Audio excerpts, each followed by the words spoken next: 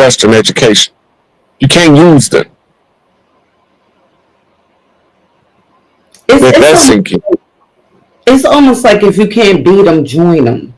It's like now you see the white girls, and I'm saying, because I call them undone. They just smell, look, and seem undone to me.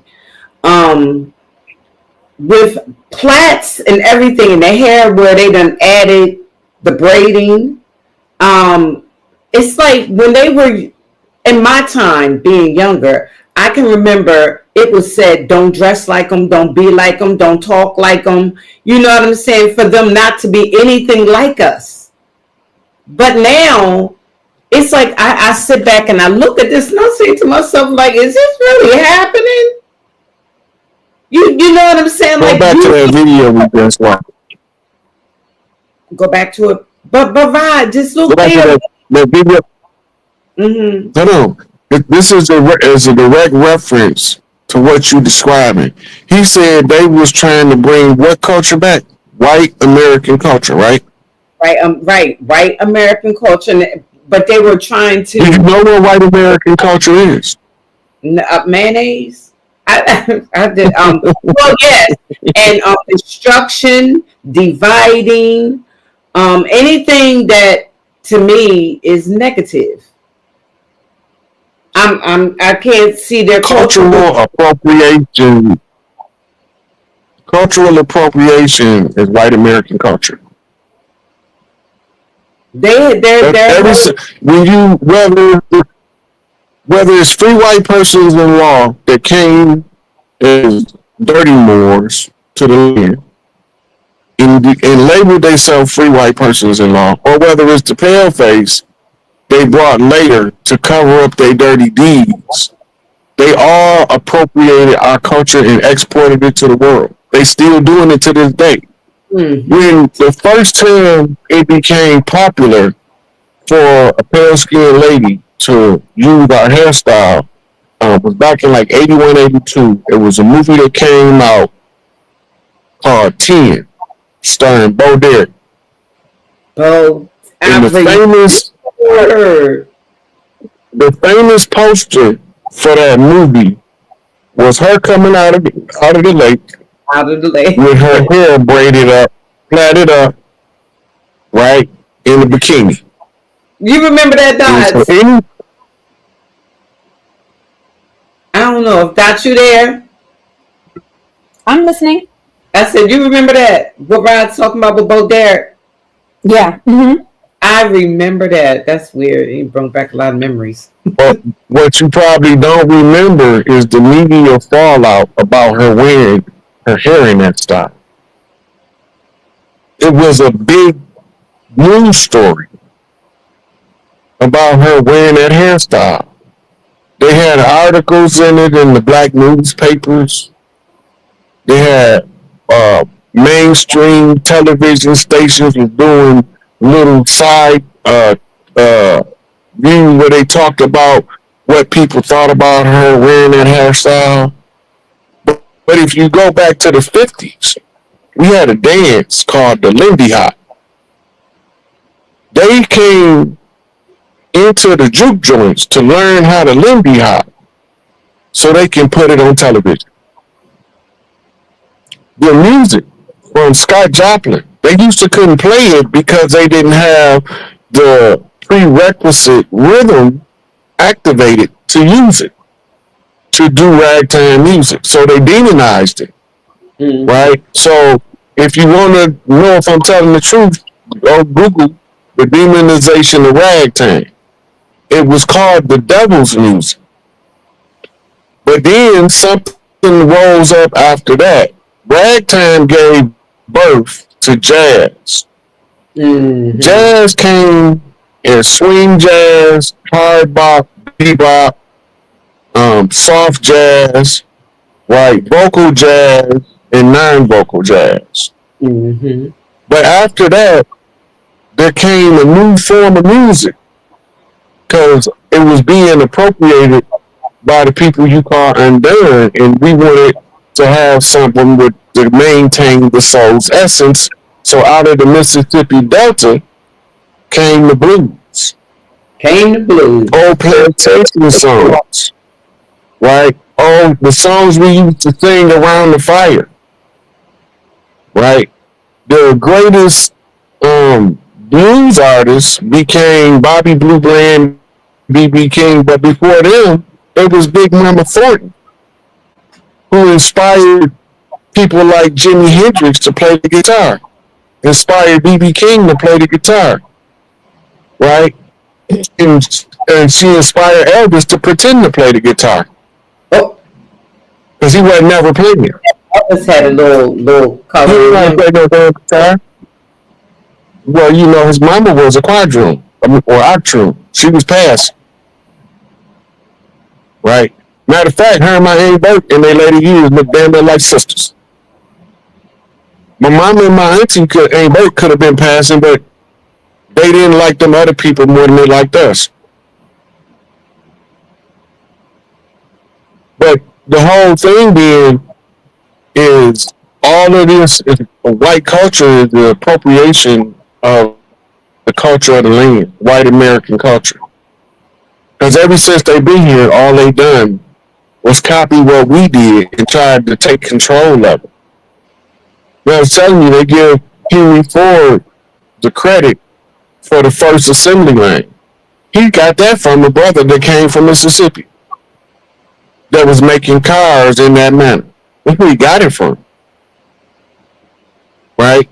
They tell us that Benjamin Franklin discovered electricity in order to bury Lewis Latimer.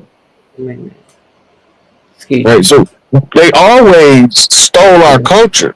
So for them to be dressing like us, it's nothing outside of what they already been doing.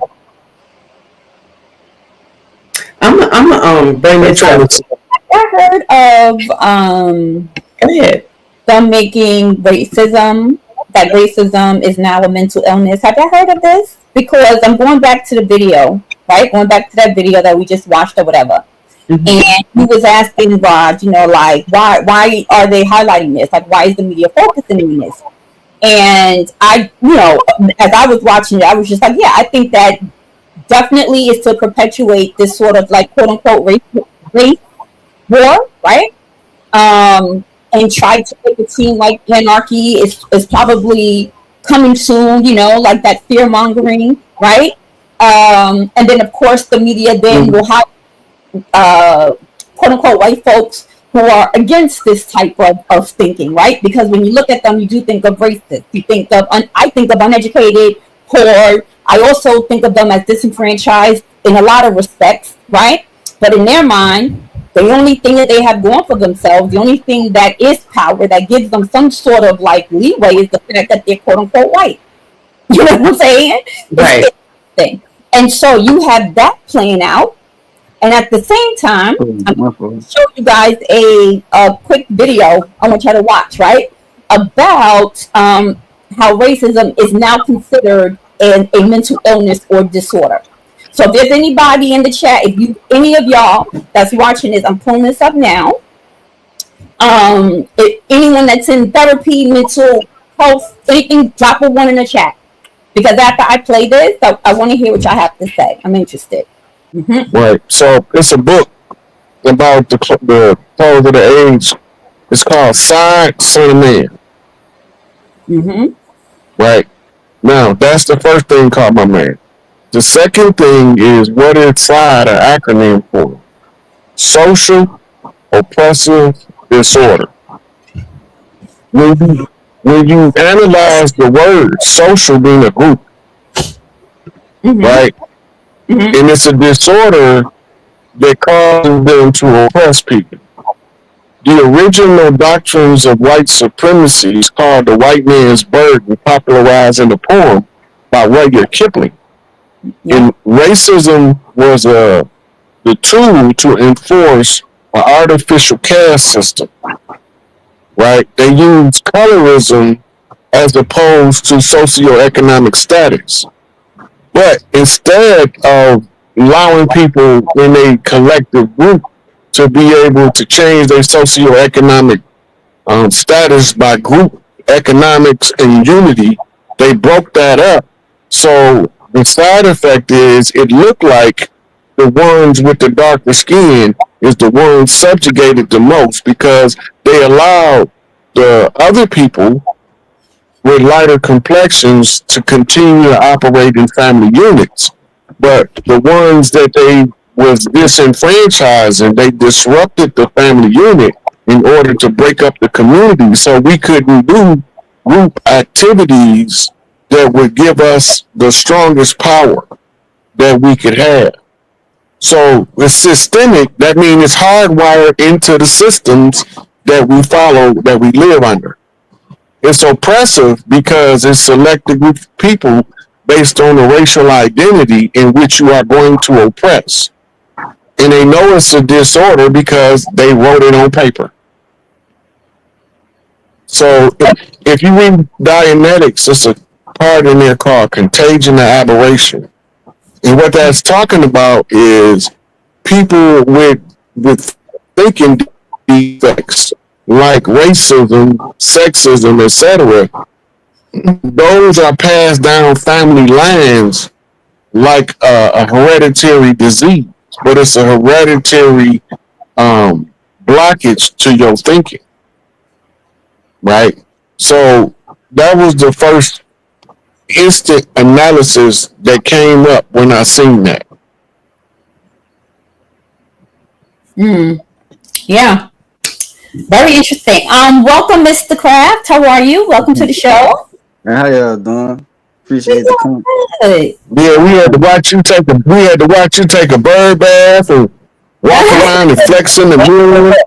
As this Nah, big, I don't know who you was struggling with, freedom or Oh no, I thought it was gonna take a little time for them. I ain't think they were gonna just put me right up there. So I just pressed the button and Yeah, you know what I'm saying? we was all in your personal space.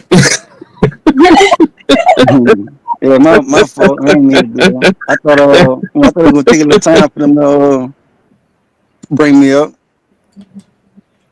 Well, you here now? What's on your mind? But yeah, I was just thinking like I don't understand like why we even care, like why they doing what they doing. Because if I think we should root them on what they doing, because if they not able to do it, we not able to do it. We not able to separate ourselves, and if we make a big issue with them doing it, why, you know what I'm saying? How we gonna be able to do it? Like separate ourselves and be ready to like lock in on our. We trading places. Remember, we trading places. Originally, we was the problem. I read a book called Black Autonomy and Self-Determination that talked about us running into the same thing when we tried to set up our own communities. Right? There's so many brothers that set up cities that got burned down, flooded out, terrorized so you couldn't live there no more because we just wanted to be left alone and do what we want to do on our own. Right. Now, it's shoe on the other foot. They talking about they want to live like we supposed to live, and they don't want to be harassed like we was harassed. That's basically what it is. We are operating from the memory of the trauma. We don't want no more of that. And the white folks see that the Jews running shit now. That's what it is. They've been doing it, but the thing is that it's not that we even care that they're doing it. As long as it's the fact that they had to let us know what they were doing. You know what I'm saying? It's some significance to that.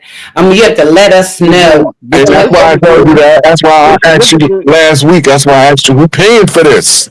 Mm-hmm. Yeah, but the reason why they're doing it because they want us to go over into an uproar.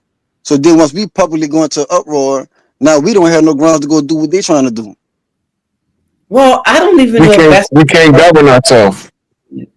You know, they're saying they want to do this all over America.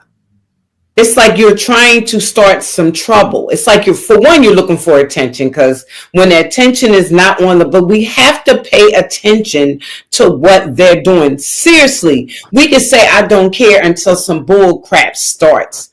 like what I was saying to Rod is like how I sit back and watch things. I sit back and can remember, the stores and things that we had in our neighborhoods.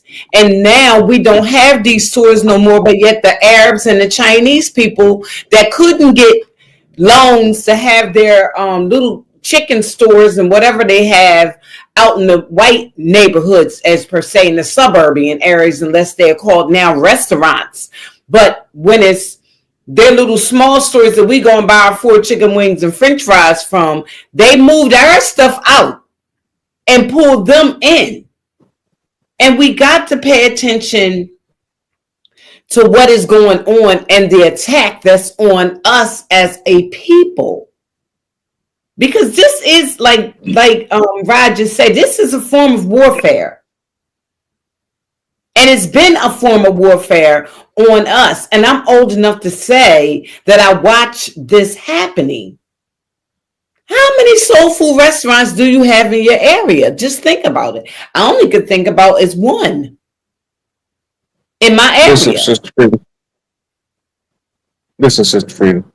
Mm-hmm. Do you know how we lost all our family ran businesses in the community? Hey, I'm listening to you. Everybody went and got a job. We started working for other people. This was part of the assimilation program of the civil rights movement to allow us to be able to get a job anywhere we wanted to work. And once we started getting jobs, we no longer felt we needed businesses. The difference in a job and a business, well, we lost that in translation somewhere. A job allow you to pay your bills every month. A business allow you to sustain your life for a lifetime. Right? They even took what we was doing and gave it a name and created a whole field of study called entrepreneurial studies. It's the study of owning your own business or corporation and making it be prosperous for prolonged periods of time. And then while we were so busy getting jobs, none of the children wanted to take over mom and pop store because they had a well-paying job. They worked at General Motors, Ford, Chrysler, General Electric. They worked for Standard Oil. They worked for the railroads, being paid just enough money to make them not perpetuate the family business. When Big Papa and Big Mama died, wasn't nobody to take over the store. It closed. And then when there's no stores, this created a food desert. So somebody said, well, they don't got restaurants in this area. I could put up a little coney and make money hand over fist because now they got fast food access that we used to serve our own people with. If you read Black Labor, White Wealth, and you look at the difference of what we use, okay, now stop bringing all these people up one time. Don't too many now. Hey. Yeah, we had too many people come up. So what? Yeah. So once we start getting jobs, we stop creating generational platforms like family businesses. Mm-hmm. Everybody, when Rod's talking, please put it on mute so it won't be no backlash. No backlash. I'm sorry, Freedom. Mr. Kraft, we're going to drop you down. I think you asked your question only because, it's more than 2 people up on a panel, and he doesn't want to get too overwhelmed. Is that okay? Can we remove it? Are you good with your question? Okay. Thank you. We'll see you in the chat. Hey, Sharice. Hey, baby, sister. Hey, hi, Big Mama. Hey, Dot. How you doing, Big Rod? So, yeah. What's going on, sweetie? How you doing? I'm doing good. I'm hanging on in there. Peace to everybody. I'm hanging on in there. What can I say? But, yeah, it's always a pleasure to come up and speak and just have a quick dialogue.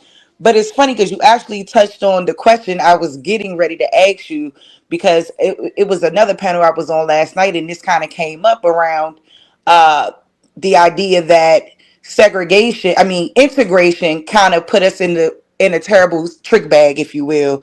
The fact that we decided to integrate ourselves as a people into a society that was not crap that we are in. I think what I was trying to basically get out was that, do you think that people's lack of care is due to this assimilation? Because every time I hear people always saying, why should we care about this? Why should we care about this? And I always find it interesting that people don't see the big picture around why we should care about what has happened to our people and why it's been so hard to come up ever since. Like may see a little bit of here and there, but we don't really see a lot of progress like we should. And I personally do think it's due to us integrating, and I think segregation probably was the best thing for us. So, I mean, if you don't mind just speaking a little bit, I know you spoke a little bit to it, but kind of just like a little bit more, because I just kind of want to understand from your perspective what you think that mindset is all about. So when people say why should we care, I don't think they're talking about what other people doing in the sense of what they're gonna do to us. I think they're talking about if we focus so much on what other people doing, what we doing, right? It's like I don't like talking about UFOs and spaceships. Don't mean I don't know about them, but the reason is the same reason why I turn a blind eye to a lot of the foolishness that go on, and because we so busy watching the sky for UFOs, we can't even live our day to day life on the ground, right? It's the same with the people that's saying, why should we care? We don't give a damn what them people do, as long as it don't directly affect us. We need to be more focused on what are we going to do about our own condition, right? Where we don't have to boycott nobody because we too busy supporting ourselves. We too busy keeping the sisters in business in the hood in our community that was born to come from the bloodlines. We keep them in business by supporting their business. We don't got time to go support anybody else, or therefore we don't have to boycott. This was the whole problem with segregation anyway, is because even from the bottom, we were still organizing successful games in a structure, a monopoly game of capitalism. This is why they burned down Rosewood and blamed it on the white girl. They burned down Tulsa, Oklahoma and blamed it on the white girl. It's serving two purposes. And you got to remember, before integration, they did a whole congressional investigation into the state of America. In the report, I forgot what the name of the report is, but it came back and said America is fastly becoming two nations, divided, separate, and unequal. One black, one white, right? But what they wasn't telling you is, as long as we was doing the business of amongst ourselves, we didn't need them, and they needed us, and they needed to figure out how to get us to support the last throws to hold on to their power. And this was the integration program, by giving us the ability to get a job at General Motors when they wouldn't hire us before because of how we look, or Ford or Chrysler. Now we can get them jobs, but we won't sustain the most critical part of our infrastructure. So it was a direct attack on the infrastructure and how we did business with each other. And when the people talking about why should we care, they more along the lines is, instead of worrying about what they doing, let's do what our ancestors did and build our own.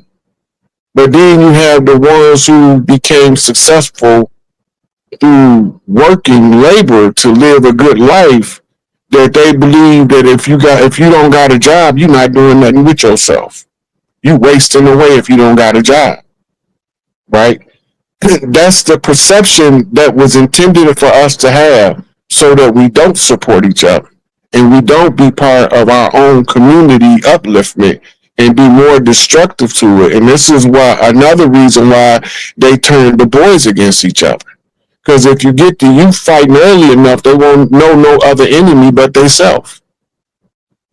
So it's all tied in to the warfare propaganda machine and the sociological control of masses of people in order to get the result you're looking for. Right. So this is how I'm looking at when they say why should we care? Right. I'm going to say this though. You don't think this is all like a psychological twist?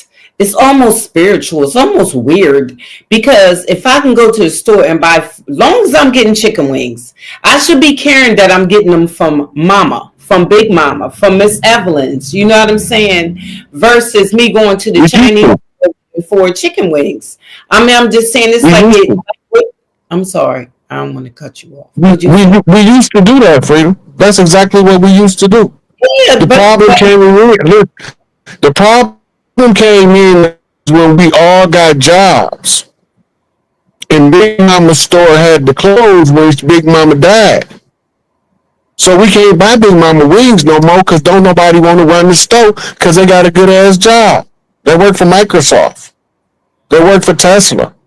They work for Apple, IBM. They don't want to run no little family store in the community to keep the community with some original people from the community controlling the transfer of resources. That's what we used to do. It took them from the 50s to the 80s to break us out of that. That's 30 years of continuously dividing us and giving us good jobs in order to get us to stop supporting our own family enterprise. It was part of a sociological control mechanism. I want everybody to pay attention, okay, to what's going on because the foreigners are cooking mac and cheese, okay? The immigrants are cooking mac and cheese, not like you. But the crazy part about it is they cooking. I went in the store and the Arabs was cooking chicken and dumplings. I was done. You can go into a Chinese store now and they're cooking stuff that it's like, it's psychological almost. It's like saying we don't need you when they need us. It's weird mental tricknology, like a trick. When we wake up, we'll have our stores back. We'll say to ourselves, you know, that we're paying attention to this and we're going to find a way to get back what we lost and what needs to happen. And it's not that hard because I can remember not too long ago selling dinners in my house. My daughter would ask me, Mom, why don't you cook some dinners for the weekend? You know, like if a job worked on Saturdays, you know what I'm saying? She'd have me cook. And I was selling dinners to my daughter's job right from in my house. So I'm saying we can do it. I would rather have chicken from us, macaroni and cheese from us, you know what I'm saying, sweet potatoes, all kinds of stuff from us than somebody else. Yeah, but when you talk about it's something different, right? So at a very local scale, and you're saying, okay, like, yes, we would support, you know, our neighbor next door who braided hair or who made the or that's okay, right? But in turn, we're operating within a system. And I think that it is going to take time because it took time to get to the degraded state that I think that not the Gen Zs, I don't even know which Z we're on, but that the younger generation are growing up under. And to Rod's point, right, this propaganda is exactly the reason. So like in my generation, I mean, it was indoctrinated, beat into us, right, that success looked like you going to school, going to college so that, you know, you can make something of yourself. So apparently getting a degree or a piece of paper, and I'm not down yet because I did bust my behind to get the degrees that I have, but that paper equated power and that was ingrained in us. So it didn't matter if next door my neighbor is still making, you know, like dinner, you know, and the building is buying it from her, right? That's great and that's business, but that's not power. on a systems level. And so if when you're sending your babies to school, right? Like when we were going to school, I mean, that was hammered. And our family is the one who reiterated a lot of that, right? Well, About yourself, worry about yourself, right? Success looks like moving out, getting your own place, right? So now you're breaking down generations. Where I grew up, like I grew up with my grandmother in the house, I grew up with my aunties in the house, right? Like, I mean, that's just what it was. But that was not considered the blueprint of success. The blueprint of success says you get your own house. You go to college, you work for somebody, you get a quote unquote good job because now you have a quote unquote degree, right? You start your own family. Don't worry about us, baby. We fine. Just go about your own life. That's propaganda. That's indoctrination. So it's going to take time to break that. Because if you can control the mind of a generation, you don't have to waste, physical, you don't have to exert yourself physically to make noise. If I can convince not only you, but your offspring, right? yeah. That this is the road of success. So propaganda is massive.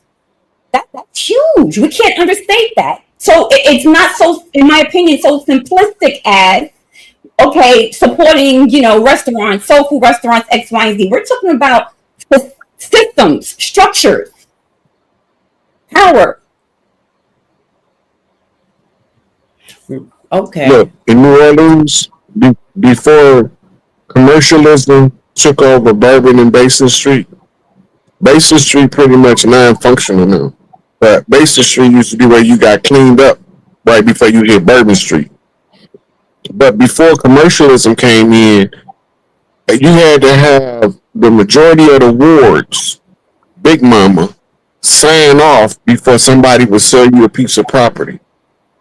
So you had to go to each ward, you had to have a sit down with their Big Mama.